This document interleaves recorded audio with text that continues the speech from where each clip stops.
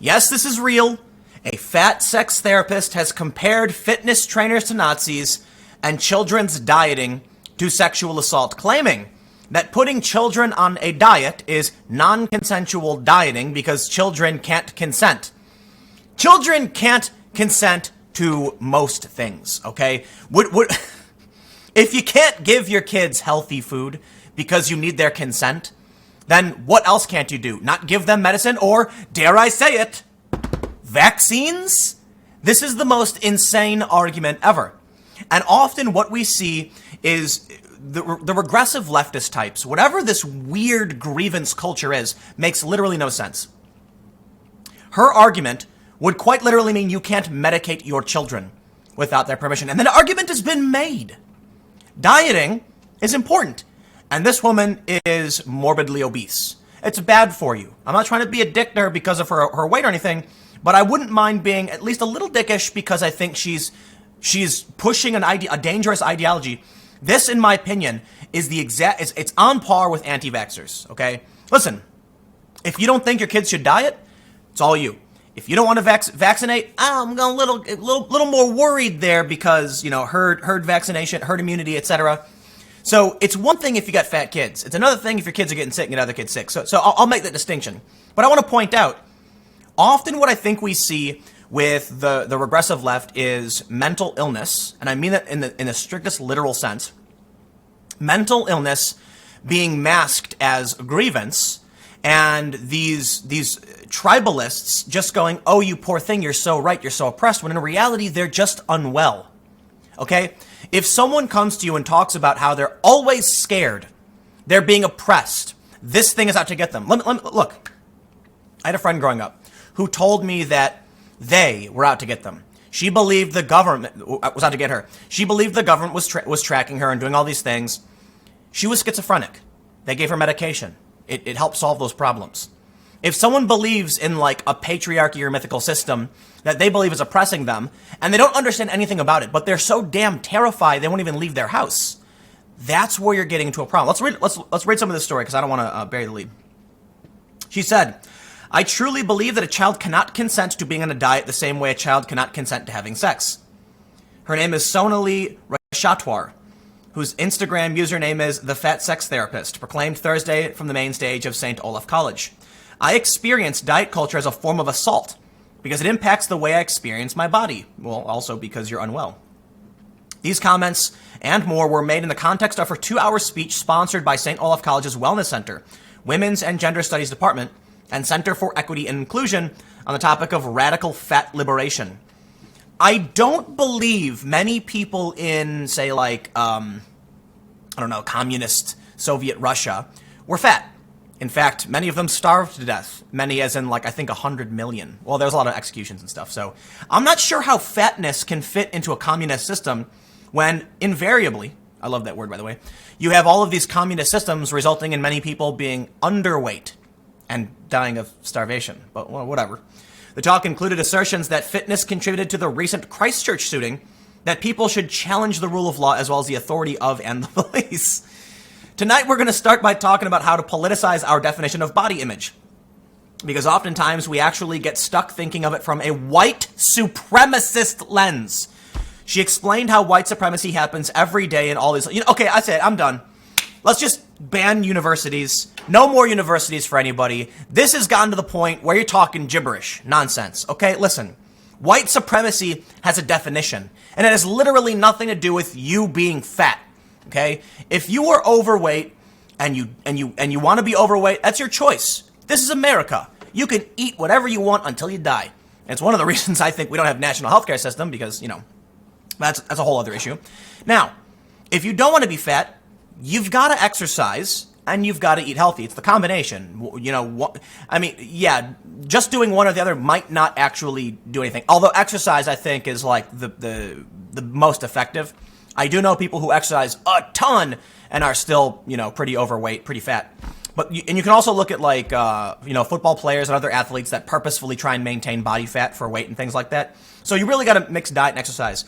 But these people have totally lost the plot. They normalize mental illness as a kind of grievance. Okay, listen, She is physically ill. Okay, morbid obesity is dangerous, causes cancer. It will literally kill you. This is not acceptable. I'm sorry. Okay, if you are overweight, it's your choice by all means. But what she's doing is trying to advocate for people not to take care of their children. Very similar, in my opinion, to the anti-vaxxers. Andy Ngo highlighted some of these slides from her presentation, and of course, she has this very famous image: overt white supremacy, socially unacceptable, and covert white supremacy, socially acceptable. And check this out: self-appointed white ally. If you're a white person and you claim they're on your side, that's white supremacy. If what else do we got here? White savior pointing out things are jokes.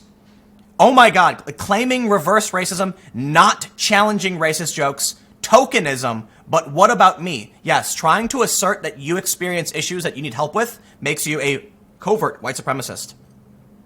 Bootstrap theory. Don't blame me, I never owned slaves, they say. Paternalism, racial profiling, mass incarceration, police brutality, etc., etc., etc., excuse me.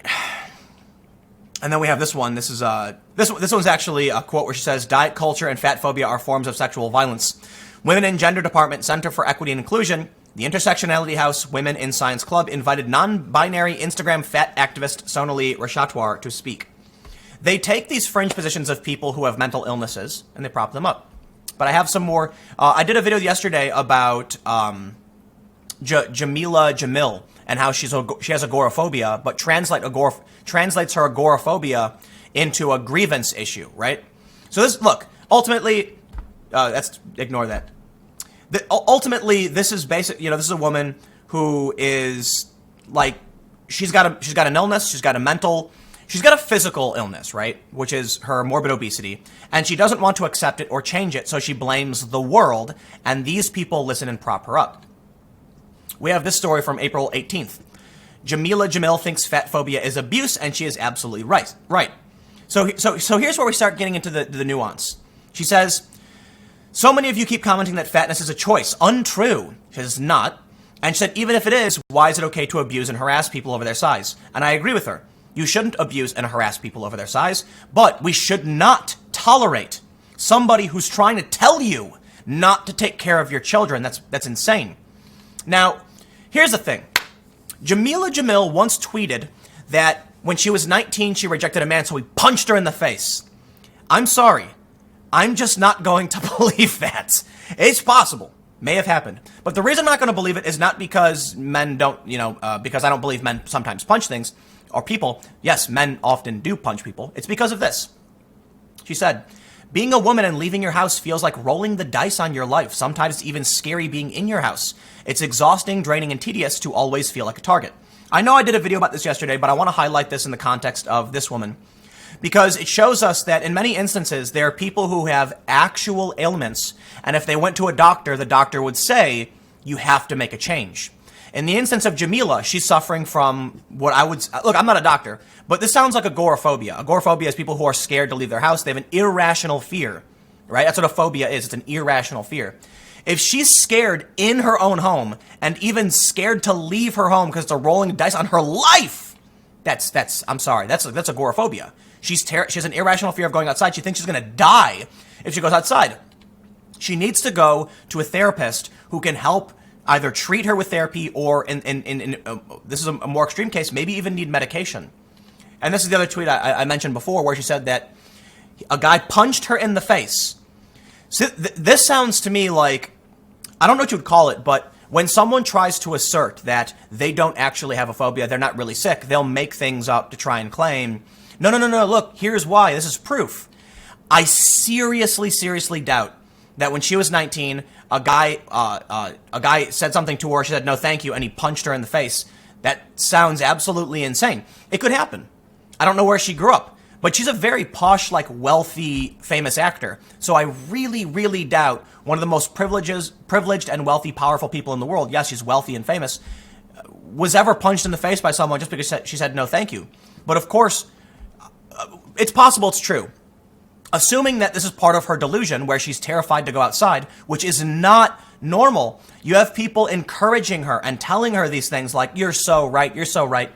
They socially validate you for saying these things. This is why I don't believe this. It's such a weird and extreme story that some random dude would just punch you in the face. There's something missing in this context. And that's what she says. Being a woman is truly constantly scary. No, you have an irrational fear of the world. You have some kind of agoraphobia.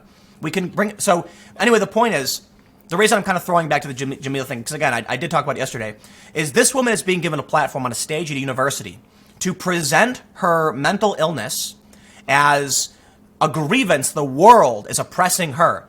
She actually calls it white supremacy that people are asking her not to be overweight. Sure, don't harass people. Like, I don't think being mean solves problems. But the idea that you would have an anti-science individual on a university stage propping up what is, in my opinion, akin to like anti-vaxxer, anti-science nonsense, it's terrifying. And that's why I jokingly said just ban the universities. Because they're pushing pseudoscience, anti-science, and this kind of thing. We know being overweight is bad for you. We also recognize as a Western democratic culture, I know we're not a democracy, we're democratic institutions, that you are free to eat whatever you want. You are free to be morbidly obese, and you are free to go on stage and talk about it. But our institutions are supposed to have some standards. And if people are racking up this massive debt because they're being told to by society, it's time for us to recognize the university systems we have are breeding mentally deficient, terrified, and ill people. And it's putting them in massive debt. We cannot take people who have phobia, like legitimate anxiety disorders, and tell them it's because of an oppressive system that can be changed, when in reality, people like this are just not well. She clearly has an eating disorder. And look, I'm not trying to be disrespectful to people who are overweight. That's not the point. The point is, if you get to this point, you in all likelihood have an eating disorder. Now, it's possible you have a thyroid disorder. I recognize these things are true as well. And I agree with Jameela when she mentions that sometimes there are some issues that make it that, people can't control. It's very, very difficult in some instances. Medications will cause you to gain weight. It's tough. It is. But for the most part, this person, in all likelihood, like if you're going to make a bet, an eating disorder that needs to be treated in some capacity. We don't put anorexic women or men up on stage and have them say, stop skinny shaming. We don't do that. We have interventions for them and try to help them because they will die. And the same is true for this woman. The last thing I want to see is her or anyone else get hurt because they have an unchecked disorder that people will not help them with. They prop them up. Think about this. Imagine if someone was doing heroin endlessly and they said it was an oppressive patriarchy white supremacist system that was trying to get them off of heroin. You'd be like, you're nuts. You're going to die. And that's what we're seeing here. And again, the Jameela thing is another example of, in the past couple days, someone showing that they are unwell. She has an anxiety disorder. She has an irrational fear. And people are propping her up and saying, you're so right. It's so hard being a woman. Life is not like this. It sucks because look, I grew up in Chicago. Way more dangerous than most of the places these people are from. Way more dangerous. And I'm a dude, much more likely to be a victim of violent crime. And I've been mugged, or someone tried to mug me before, but I didn't have any money, so it was kind of hilarious. I'm like, anyway, that's a different story. The point is, even in a city with one of the highest murder rates in the country, I would walk around dangerous areas, and I say dangerous because they have a higher rate of crime and stuff, and I'd be fine. And I recognize that. But these people are unwell. And the left is taking, what do they call it, neurodivergence. When you're not well, you can't perceive the world correctly, and you need therapy. And they're acting like it's a legitimate grievance, and that oppressors are holding you down. Think about where that will bring us. It'll bring us to a point where we actually start passing laws to protect people who don't see the world correctly. And what do I mean by correctly? Listen, some people's brains don't work right. And I mean no disrespect. Some people's brains don't function right. And I really want to break this down. What I mean is, I know with great probability, if I throw a rock at a window, the window will break. I know with great probability that, or I should say with great probability, conspiracy theories, aliens, the moon made of cheese, these things are likely untrue. The moon is not made of cheese, okay? There are certain ideas that we know to be absolutely insane. Let me give you a better example. My friend growing up told me that she was forced to swallow a pill by government agents in black suits, and the pill emerged from her chest and now orbits her body. That's what she sees. However, we know, based on objective reality, that's not true. Are we going to come to a point where she says it's white supremacy to reject her lived experience? No, we know what schizophrenia is, and it needs treatment, because you can hurt someone or hurt yourself. You are not right. Your brain is not working. In a more extreme sense, you have someone taking pill, like my friend, who claimed that there was a magic pill that was floating around her body. This is what she told me. And it was secretly recording all of the interactions around her, and it was feeding it to the government. That's just insane. It literally is the definition of insane. She is unwell and she needed medication. She was put on medication. And I asked her, do you really believe this is happening? And she says, yes, but since I've been on medication, I know it's not true. And I'm like, that's a good thing. Her life was destroyed, okay? She's schizophrenic. Now, to a lesser extent, you have the agoraphobia and the eating disorders. But they're putting them on university stages and saying, you're right.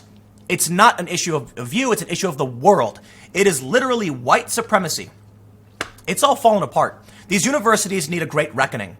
The student loan crisis is going to burst and it's going to fuck everything up. And the universities are propping up this complete trash to young people and screwing their brains up. I'll leave it there. I got another video coming up for you at 4 p.m. on my main channel, youtube.com/timcast. It is a different channel, and I'll see you then.